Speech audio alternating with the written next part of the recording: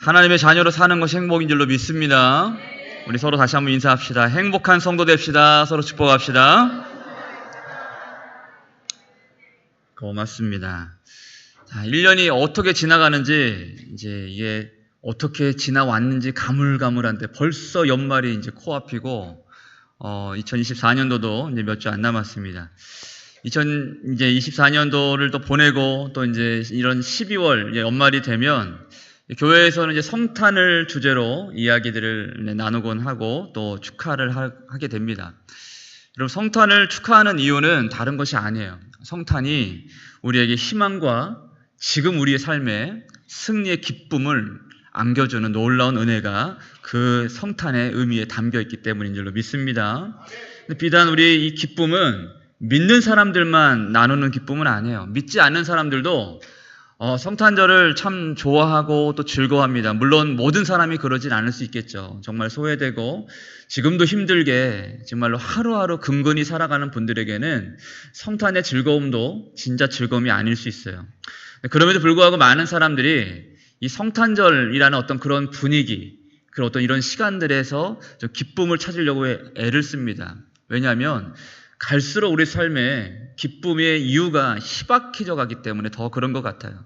하다못해 쇼핑이라도 해야 될 것 같고 친구들 만나서 마음껏 놀기라도 해야 될 것 같은 어떤 그런 마음들이 있는데 이 성탄절이 바로 딱 그와 같은, 또 성탄의 의미 안에는 어둠이라는 게 존재하지 않거든요. 밝은 빛이 있고 희망이 있고 기쁨이 있기 때문에 믿지 않는 분들도 이 성탄을 함께 누리고 즐거워하길 원해요. 자, 아무쪼록 이 성탄의 은혜가 매년 반복되는 그냥 절기로서 지나가는 시간이 아니라 진짜 우리 가운데 잃어버린 기쁨이 회복되고, 아멘입니까? 진정한 희망과 하루하루를 살아갈 수 있고 또 내일을 또 꿈꿀 수 있는 놀라운 승리의 기쁨이 우리 가운데, 우리 모두에게 충만히 임하는 성탄이 되시길 주님의 이름으로 축복합니다. 자, 오늘 말씀은 여러분들이 성경을 읽을 때 소선지서 부분은 사실은 많이 관심을 두고 읽지는 않는 것 같긴 한데 다 그런 건 아닙니다만, 그 중에서도 그래도 우리 가운데 그나마 좀 친숙한 본문을 우리 오늘 말씀에서 다루고 있습니다. 바로 메시아가 베들레헴에서 태어날 것에 대해서 예언하고 있는 부분을 우리가 오늘 말씀을 통해서 보고 있어요.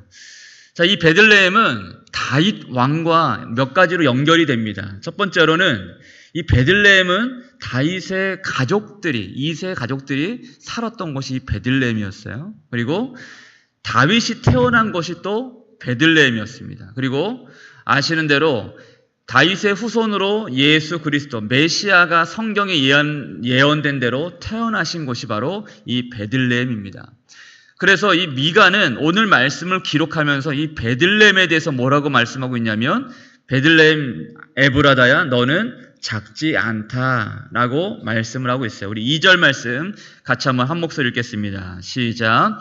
베들레헴 에브라다야 너는 유대 족속 중에 작을지라도 이스라엘을 다스릴 자가 내게서 내게로 나올 것이라. 그의 근본은 상고에 영원에 있느니라. 아멘. 너는 유다 족속 중에서 결코 작지 않을 것이다 라고 말씀을 해요. 또 그 뒤에 내용 보면은 그의 근본은 상고에 또 영원에 있느니라. 좀 어려운 말이긴 한데 상고에 또 영원에 있다라는 이 말은 무슨 말이냐면, 메시아가 어느 날 갑자기 우리 이 땅 가운데 오신 것이 아니라 이미 영원한 시간, 영원한 날로부터 메시아가 이미 활동하고 계셨다는 것을 오늘 말씀에서 아주 중요하게 다루고 있는 거예요. 이와 같은 비슷한 말씀으로 요한복음 1장 1절에 아주 중요한 말씀을 이렇게 합니다. 같이요. 시작. 태초에 말씀이 계시니라. 이 말씀이 하나님과 함께 계셨으니 이 말씀은 곧 하나님이시니라. 할렐루야. 이 말씀이 하나님과 함께 계셨다라고 말씀을 해요. 소리가 계속 좀 울립니다. 하나님과 함께 계셨다. 이 말은 하나님은 시간이란 개념이 없으신 분이에요. 하나님은 처음과 나중이 되시고 하나님의 시간은 영원에 있기 때문에 어떤 시작과 끝이라는 개념이 없습니다. 그 시간, 영원이란 시간 가운데 하나님이 이 말씀이 함께 계셨는데 이 말씀은 곧 누구예요? 예수 그리스도, 하나님을 의미합니다.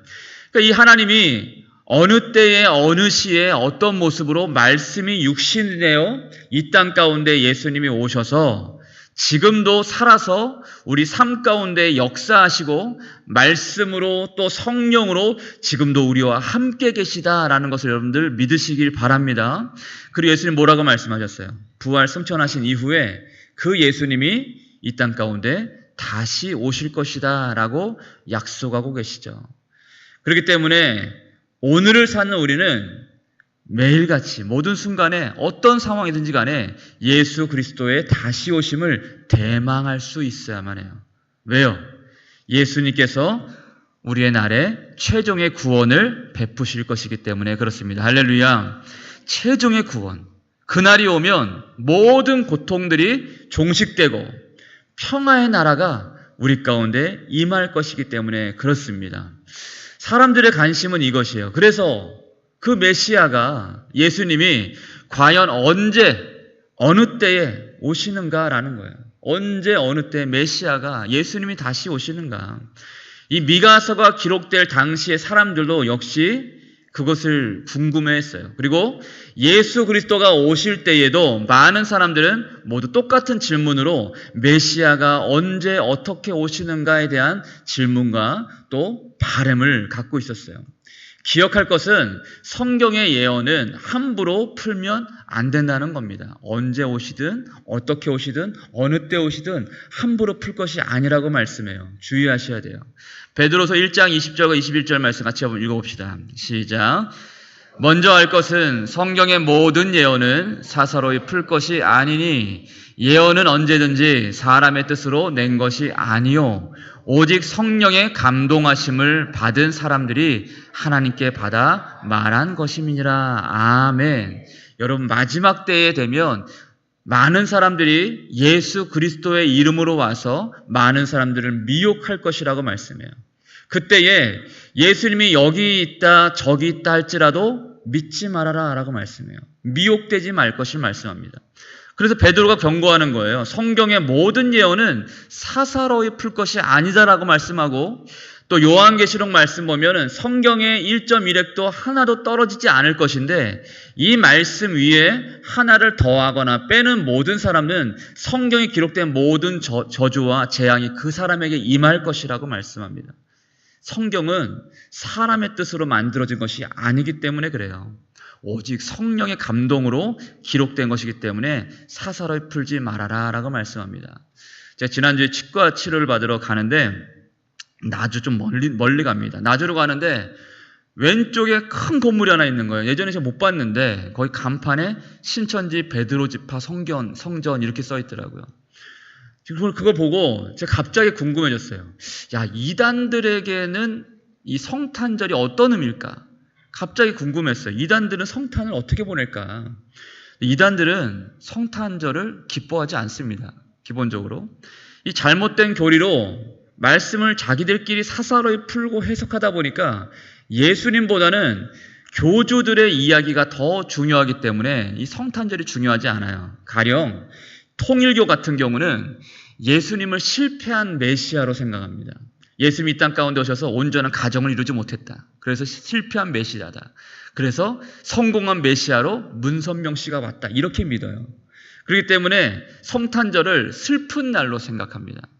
또 JMS, 정명석 이런 사람은 성탄절보다 정명석의 생일이 더 중요해요. 그래서 성탄절이 큰 의미로 생각하지 않아요. 신천지는 말할 것도 없죠. 신천지에서 예수님은 구약의 인물이에요. 신약의 완성된 메시아는 이만희라는 그 사람입니다. 그래서 이 예수님의 나신 이 성탄절을 중요하게 생각하지 않아요. 모두 성경을 사사로이 푼 결과들이에요. 여러분 우리는 예수님이 언제 어떻게 다시 오실지 알지 못합니다. 그게 정답이에요. 예수님이 오시는 그날은 아무도 모르게 오신다고 말씀하시고 도적같이 임할 것이라고 말씀해요. 여러분 도적이 어느 날 문자로 내가 12시 30분쯤 도착할 예정이야 기다려 이러고 말하지 않죠. 어느 누구도 예수님 오시는 날은 알지 못해요. 그러나 분명히 알 수 있는 것이 하나가 있어요. 뭐냐면 예수님이 오시면 우리 모두가 최종의 구원의 완성을 경험하게 될 것이다. 할렐루야. 영화로운 몸을 입고 하나님 나라에 입성하게 될 것이다 라는 것은 분명한 사실입니다. 완전한 기쁨, 완전한 승리를 우리 모두가 경험하게 될 것이라는 거죠. 이것이 우리에게 가장 기쁜 소식이 되고 또 즐거운 복음이 되는 거예요. 그래서 여러분 성탄절이 되면 예전에 우리 어린 아이들이 뭐 했어요? 이 새벽송 같은 거 돌았잖아요. 그죠? 새벽송. 우리도 한번 해볼까요? 새벽송 돌면은 막 초를 이렇게 들어가지고 저 같은 경우는 막 새벽에 돌면서 찬송을 조용히 부르고 그러면서 예수님 나신 날을 알려줬어요. 마치 목동과 같이 예수님이 오셨습니다. 예수님 우리 구원자로 오셨습니다. 기쁜 소식을 알렸어요. 그러면 과자를 한복다리를 주시고 어딜 가면은 막 오뎅 국물을 뜨뜻하게 데펴 주셔가지고 막 주시는데 저는 좀 별로 안 좋았던 건 어린아이들이 갔는데 쌍화탕을 주셔가지고 예. 그건 조금 그냥 그땐 그랬던 것 같아요. 그러고 나서 그 잔뜩 받아가지고 와가지고 밤새 24일날 같이 놀고 그죠? 그리고 나서 새벽 새벽 촛불 예배를 드리면서 졸다가 앞에 있는 초에 머리가 홀라당 타가지고 막 그러기도 하고 막 그런 기쁨의 날이 이 성탄절 아니었겠습니까? 갈수록 이런 추억들이 사라져 가는데 이 예수님이 오시는 날은 우리에게 그냥 기쁨이에요. 할렐루야. 이 성탄의 날은 우리에게 그냥 기쁨이에요. 즐거움이에요. 왜? 이 성탄을 통해서 이 날이 사실은 성경이 나와 있는 날은 아니지만 이 날을 통해서 예수님이 다시 오시는 그날에 경험할 놀라운 기쁨과 이 승리의 감격, 우리의 고통과 고난과 슬픔과 아픔과 고단한 모든 시간이 다 끝나고 그때는 슬픔도 해함도 걱정도 없는 그 나라에서 마음껏 매일같이 하나님과 잔치하는 그날을 생각하면서 우리는 이날에 기쁨을 누릴 수가 있는 거죠. 복음이 우리를 기쁘게 한다는 겁니다. 여러분 믿으십니까? 자, 그렇다면 하나님의 구원의 날은 이 구원의 날은 어떻게 임하는 것일까? 언제는 모르겠지만 어떻게 임하는 것일까? 오늘 말씀을 통해서 두 가지로 나누려고 합니다. 첫 번째로 하나님의 이 구원의 날, 우리가 대망할 이 구원의 날은 완전한 어둠을 뚫고 완전한 빛으로 우리 가운데 임한다는 사실입니다. 다시요. 하나님의 구원의 날은 완전한 어둠을 뚫고 완전한 빛으로 우리 가운데 임하신다. 할렐루야. 1절 말씀 같이 봅시다. 같이요. 시작. 딸 군대여 너는 때를 모을지어다.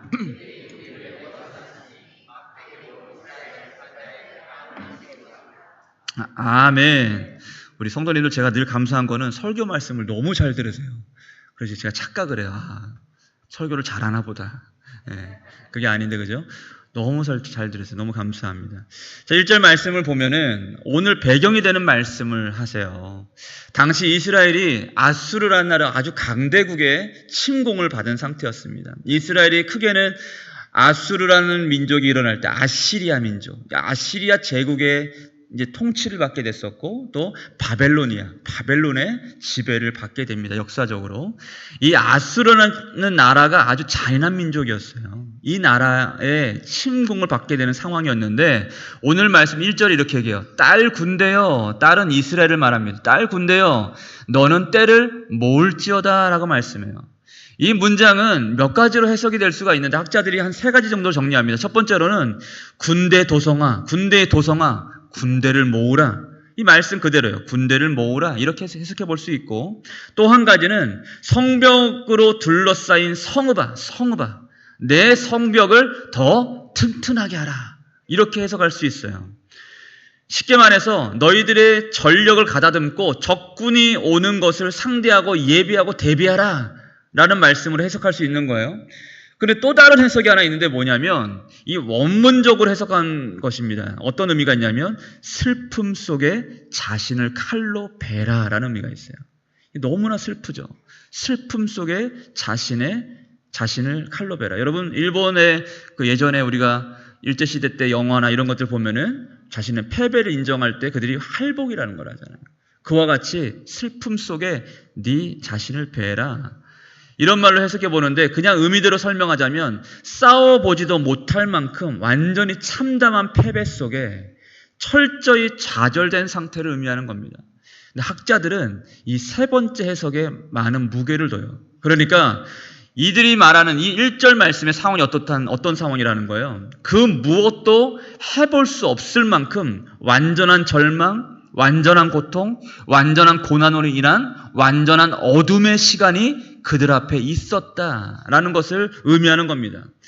여러분, 이처럼 고난이 갑자기 우리 가운데 찾아오면 완전한 어둠으로 우리를 내몰곤 합니다. 빛을 잃어버리게 되고 완전한 어둠으로 내몰게 되는데, 여러분, 고난이 우리 가운데 힘든 이유가 뭐예요? 지금 우리가 겪는 일들, 이 고난, 이런 상황들이 힘들게 느껴지는 이유가 뭐예요? 우리를 힘들게 하는 것은 감이라는 거예요. 감. 먹는 감 말고 감. 예를 들면 이런 거예요. 절망이 우리를 힘들게 하는 게 아니라 우리가 느끼는 절망감이 우리를 힘들게 해요. 상실이라는 고통이 우리를 힘들게 하는 것이 아니라 우리 마음 가운데 찾아온 상실감이 우리를 절망으로, 어둠으로 내몰아요. 또 실패가 우리를 힘들게 하는 게 아니죠. 사업을 실패하거나 또 여러 가지 인생 가운데 관계에 실패하거나 여러 가지 상황 가운데 그런 실패가 우리를 힘들게 하는 것이 아니라 패배감이 우리 가운데 무서움으로 다가오죠. 패배감이. 여러분, 왜 이런 감이 생깁니다. 감. 그죠? 감. 감이란 것은 무슨 말이에요? 실제와 다르게 그냥 우리가 느끼는 그 무언가를 의미하는 거잖아요. 느낄 감자예요. 감. 왜 이런 감이 생겨요? 알지 못해서 그래요. 알지 못해서. 고난과 절망의 이유를 잘 알지 못하기 때문에 이런 감이 우리 가운데 우리를 힘들게 하는 겁니다. 또 다른 이유는 뭐냐면 잘 알지 못하기도 하고, 또 한 가지는 이 고난의 상황, 이 절망의 상황이 언제 끝날지 모르기 때문에 이런 감이 우리를 더 힘겹게 만드는 거예요. 언제 끝날지 모르니까. 어제 이제 국회에서 아주 중요한 결정이 이제 표결이 됐습니다. 이게 또 언제 끝날지 몰라요. 또 헌법재판소에 또 가야 되고 또 절차가 또 많이 남아 있습니다. 그리고 그 이후도 또 문제가 되죠. 그 이후에 이제 헌법재판소 통과가 되고 대선을 치르게 된다면 각 정당들이 또 사람들을 세워야 되고 또 그때 또 많은 또 여러 가지 또 다툼의 문제들이 있을 텐데, 과연 그를 대신할 만한 확실한 인물이 우리나라에 나오게 될까?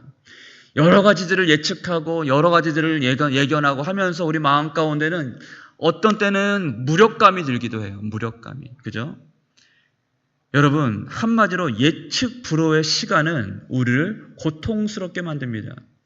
때문에 우리의 삶이 고단한 거예요. 왜요?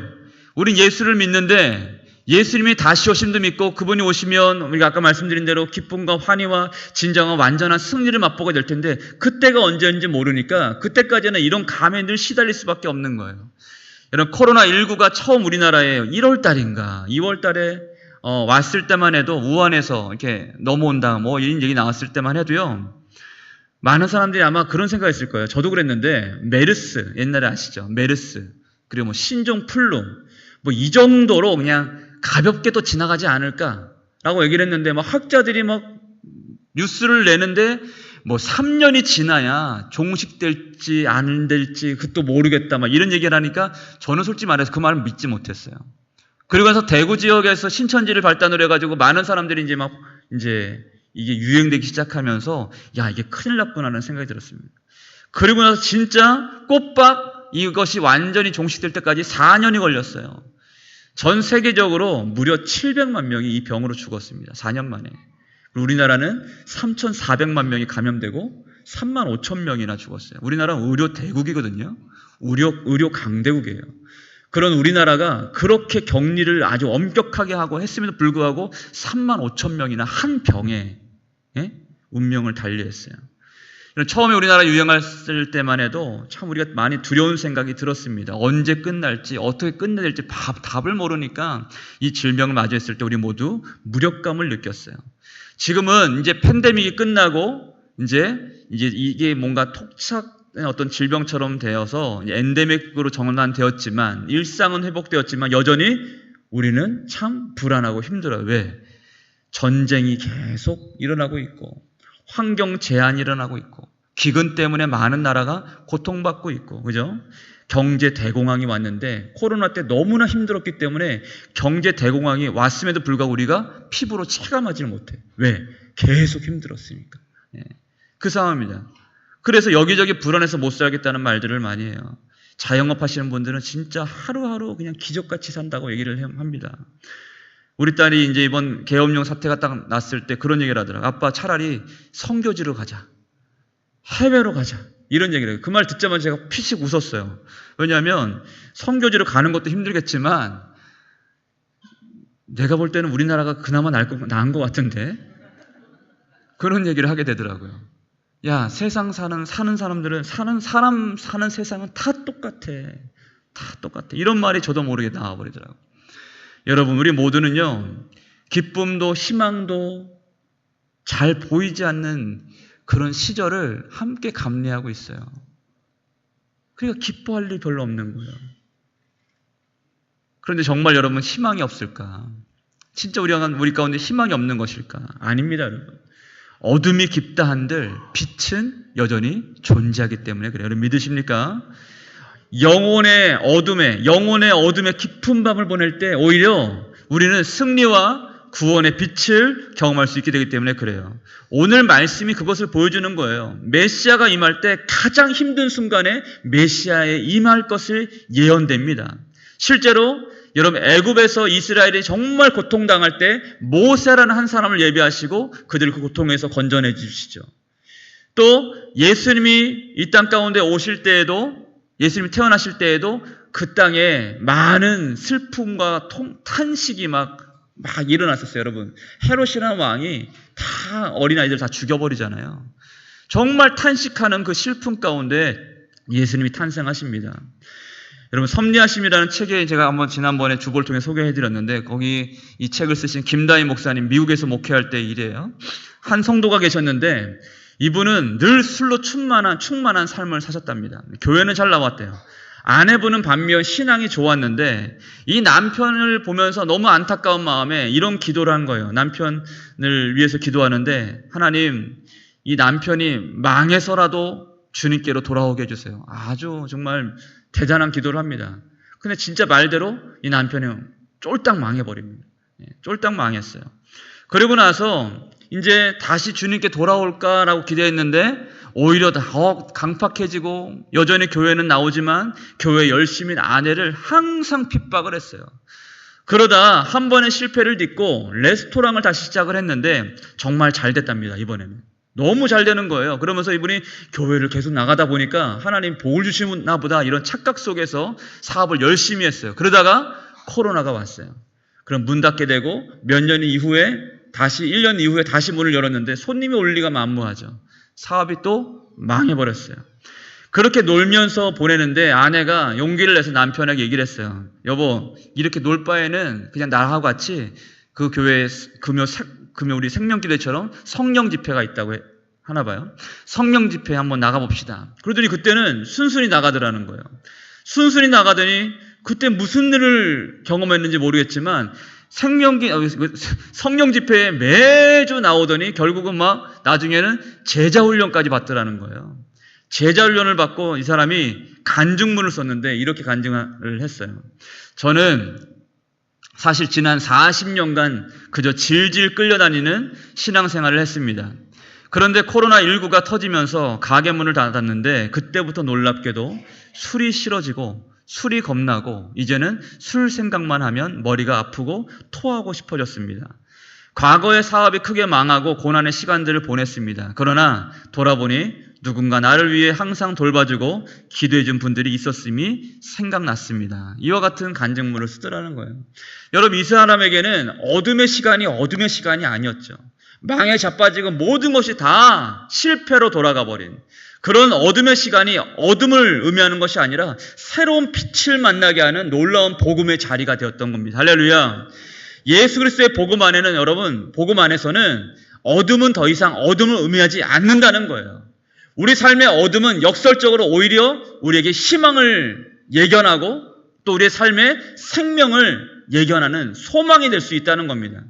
예수님께서 완전한 어둠을 뚫고 완전한 빛으로 우리 가운데 임하셨기 때문에 오늘도 우리는 예수 그리스도를 생각할 때에 내 삶이 아무리 어둡고 힘들지라도 소망 가운데 주를 바라볼 수 있을 것이다 라는 거죠. 할렐루야.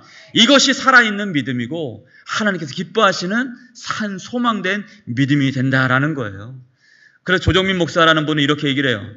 다들 아무런 희망이 없다고 말할 때에도 결코 한 줄기 희망을 버리지 않는 사람이 결국 희망의 길을 엽니다. 아멘이죠. 아무도 모든 사람이 아무런 희망이 없다고 말할 때에 결코 한 줄기 희망을 버리지 않는 사람이 결국 희망의 길을 연다. 여러분, 복음 안에서 이와 같은 은혜를 경험하시길 주님의 이름으로 축복합니다. 우리 성도들 가운데서도 정말 답답한 문제 앞에서 상처받고 또 여러 가지 시리에 빠진 성도들 보면 가슴이 정말 아픕니다. 질병 때문에, 정신적인 고단함 때문에 내가 어떻게 해결할 수 없는 여러 가지 문제를 맞닥뜨렸을 때 우리는 정말 힘들잖아요. 그런 성도들 만나면 참 마음이 아파요. 그러나 그러한 슬픔과 답답한 그 문제가 결코 우리를 망하게 할 수는 없습니다. 우리 영혼의 손 못 대요. 왜요? 하나님의 은혜가 바로 그때에 더욱 찬란하게 역사할 것이기 때문에 그렇습니다. 그래서 이사야는 이렇게 노래합니다. 우리 이사야서 49장 13절 같이 한번 읽어볼까요? 시작. 하늘이여 노래하라. 땅이여 기뻐하라. 산들이여 즐거이 노래하라. 여호와께서 그의 백성을 위로하셨은즉 그의 고난당한 자를 긍휼히 여길 것임이니라. 아멘. 이 은혜가 여러분들 모두에게 경험되시길 주님의 이름으로 축복합니다. 자, 마지막으로 하나님의 구원의 날은 첫 번째로 완전한 어둠 가운데 완전한 빛으로 임하시는 하나님을 만나게 될 것이다 라고 말씀드렸어요. 시대가 어두울수록 하나님의 때가 가까이 와 있다는 것입니다. 두 번째로 하나님의 구원의 날은 지금 궁핍하고 배고픈 자들에게 임할 것이라 라는 겁니다. 2절 말씀 같이 볼까요? 같이 읽겠습니다. 시작. 베들레헴 에브라다야 너는 유다 족속 중에 작을지라도 이스라엘 다스릴 자가 내게서 내게로 나올 것이라. 아멘. 메시아가 어느 장소에 임하신다고 말씀합니까? 베들레헴 에브라다야 라고 말이죠. 베들레헴 에브라. 이 베들레헴과 에브라다는 사실 같은 의미로 많이 쓰여요. 베들레헴을 에브라다로 부르기도 하고 에브라다를 베들레헴으로 부르기도 했고 그러긴 한데 사실은 좀 다릅니다. 베들레헴은 오늘날로 말하면 동이에요. 한 마을을 의미합니다. 에브라다는 그런 마을이 속해 있는 더 큰 지역을 의미하는 거예요. 그러니까 베들레헴이 동이라면 에브라다는 구 정도라고 볼 수가 있겠죠. 정확하게 말하면 에브라다에 속한 베들레헴이라 말할 수 있어요. 근데 이 한 말 한 말에 각각의 의미가 있습니다. 베들레헴은 여러분 들어보셨을 거예요. 베들레헴의 의미가 뭐냐면 베트는 집이에요, 집. 그리고 들레헴, 여기는 레헴은 빵을 의미합니다. 그러니까 빵집이에요, 빵집. 우리나라식으로 얘기하면 떡집이에요, 떡집. 그리고 에브라다는 풍요로움이라는 것을 의미해요. 그러니까 동네 이름이 참 좋죠. 빵집, 풍요로움. 이름만 봤을 때 이곳에 사는 사람들은 뭔가 강남에, 뭔가 대치동에 뭔가 집을 가지고 있는 사람들처럼 뭔가 풍요롭고 가난하고 헐벗고 굶주리고 이런 것이 없는 그런 동네처럼 여겨질 수가 있어요. 그런데 정반대였어요. 이곳은 오히려 가난하고 헐벗고 굶주리고 소외되고 억울한 사람들이 가득했던 곳입니다. 예를 들어 룻기에 소개되는 이 나오미가 모압이라는 이방 땅으로 가는데 왜 그곳으로 가냐면 고향 베들레헴에 먹고 살 것이 없기 때문에 이방 땅 모압으로 갑니다. 그런데 왜 이름이 이렇게 베들레헴, 에브라다 이렇게 지어졌을까? 그와 같이 힘겨운 사람들이 사는 곳인데 왜 이렇게 이름이 지어졌을까? 여러분 예전에 지금은 어떤지 모르겠지만 남자아이를 선호를 했잖아요. 우리 모든 나라가 많이 그랬던 것 같은데 남자아이를 선호하는 이 시대 가운데 남마를 출산하지 못한 집의 그 아이, 딸의 이름을 뭘로 많이 졌어요? 산의 남자가 들어간 이름을 많이 졌죠. 그죠? 여자분인데 복남이 이렇게 짓기도 하고 제가 아는 어느 누님은 이름이 남희인데 김남희 이름 좋은데? 라고 생각했는데 한자로 풀어보니까 산의 남자의 바랄 희자예요. 남자를 바란다, 사내를 바란다 이름으로 남희라고 지었어요. 그와 같이 이 베들레헴 에브라다도 그와 같이 정말 핍절되고 궁핍하고 배고픈 자들이 그냥 배부름과 풍요를 소망하는 마음으로 이렇게 이름을 짓지 않았을까라는 생각을 혼자 해보게 되었습니다. 그러니까 지금 궁핍한 자들이 배부름을 소망하는 곳, 이곳이 바로 베들레헴이었다는 거예요. 여러분, 공교롭게도 예수님께서 우리가 사는 이 땅에 처음 태어나서 자라시고 공생을 시작하시고 나서 공생에 처음 선포하신 말씀은 뭐예요? 떡에 대해서 말씀합니다. 빵에 대해서 말씀해요. 마태복음 4장 4절 말씀 보면 같이요. 시작. 예수께서 대답하여 이르시되 기록되었으되 떡으로만 살 것이 아니요 하나님의 입으로부터 나오는 모든 말씀으로 살 것이라 하였느니라 하시니. 아멘. 이 말씀이 무엇을 의미할까요? 진정한 풍요는 따로 있다고 말씀하는 거예요. 무엇을 먹음으로써 무엇을 가짐으로써 풍요를 얻는 것이 아니라 말씀이 되시고 생명이 되시고 영원한 생명의 빛이 되신 예수 그리스도를 소유할 때, 예수 그리스도가 우리 가운데 계실 때 진정한 풍요를 경험할 수 있고 배부름을 경험할 수 있다라는 겁니다. 오병이어 사건, 칠병이어 사건 다 그와 같은 것들을 보여주는 사건들인 거예요. 그런 의미에서 베들레헴 에브라다라는 지역의 이름은 메시아의 사역과 가장 잘 맞아떨어지는 지역이었습니다. 왜요? 진정한 빵이 되시는 예수님이 빵이 없는 집에 오셨기 때문에 그래요. 그러니까 이 베들레헴이 진짜 베들레헴 되게 하실 수 있는 유일한 분은 예수 그리스도 한 분밖에 없다라는 겁니다. 여러분 믿으십니까? 우리 삶에 진정한 베들레헴 되게 하시고 에브라다가 되게 하시는 분은 예수 한 분밖에 없어요. 예수로 배부를 때에만 우리가 진정한 풍요와 또 마음의 평강과 은혜와 위로를 참 평안을 경험할 수 있다라는 거죠. 배고프고 궁핍한 삶을 진정한 베들레헴 에브라다로 만들어주시는 분이 바로 예수 그리스도라는 겁니다. 할렐루야. 그래서 말씀하시는 거예요. 베들레헴 에브라다야 너는 유다 족속 쪽에 결코 작지 않다라고 말씀하는 겁니다. 여기서 작을지라도는 말이 보잘것없다라는 뜻이에요. 여러분 고대 중동 사회에서는 어리다라는 취급받는 어린아이는 사람 취급받지 못했어요. 하찮은 대우를 받았습니다. 막내였던 다윗도 마찬가지였어요. 그런데 구원인 어떤 사람에게 임한다고 말씀해요? 작고 하찮고 보잘것없는 사람들, 그들에게 임할 것이라 라고 말씀해요. 곧 세상 속에서 지금 천대받고 작고 연약하고 스스로를 생각할 때 하찮고 연약하다 생각하는 모든 사람에게 지금 메시아가 임하여 계신다라는 겁니다. 그래서 예수님 말씀하시는 거예요. 산상수훈의 첫 말씀. 심령이 가난한 자는 복이 있나니 천국이 그들의 것입니다. 사랑하는 여러분, 예수님은 지금 가장 어두운 시대 또 가장 낮고 낮은 곳에 이 땅 가운데 임하셨습니다. 그리고 지금도 가장 어둡고 낮은 자리에서 신음하고 고통받는 자들과 함께 하시는 분인 줄로 믿습니다. 하나님의 구원은 오늘도 심령이 가난한 사람들에게 임하는 거예요. 여러분 믿으십니까? 제가 정말 힘들 때에 제가 지난번에도 제 얘기를 좀 간증을 하고 고백을 했는데 정말 우울하고 힘겹고 답답하고 너무나 힘들 때 여러분 삶이 너무나 힘들면요 누워있을 때에도 심장이 콩닥콩닥 뛰는 게 내 귀에 너무나 크게 들려요. 너무나 내 영혼이 힘들어하는 걸 느끼게 돼요.